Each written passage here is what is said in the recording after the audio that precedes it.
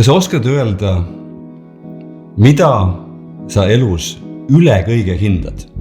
Mis on sulle elus kõige tähtsam?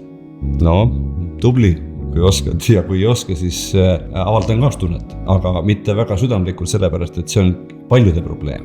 Näiteks ma mõtlen tagasi umbes 15 aastat või nii ja oma elus, kui ma hakkasin järjest rohkem tegema erinevaid meditatsioone ja rännakuid, siis üks küsimus, mis mind kõige rohkem painas, oli see, et mis on minu rahutuse, sisemise rahutuse ja mingis mõttes ka rahulolematuse põhjuseks.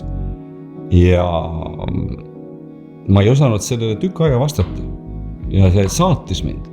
Ma muidugi panin seda mingis mõttes ka enda isiksuse eripära arvele, et ma olen selline üpris tavapärasest energilisem ja äkki see ongi minu loomulik asi ja selline vähe erutunud või elevil või isegi ärevil, selline võnkumine, et see on okei. Aga miks ma siis seda küsimust küsisin, kui ta okei on? Tegelikult ei ole okei. Ja nüüd ma ütlen 15 aastat hiljem, et sisemine rahu on palju tavalisem ja palju tugevam, eks ole.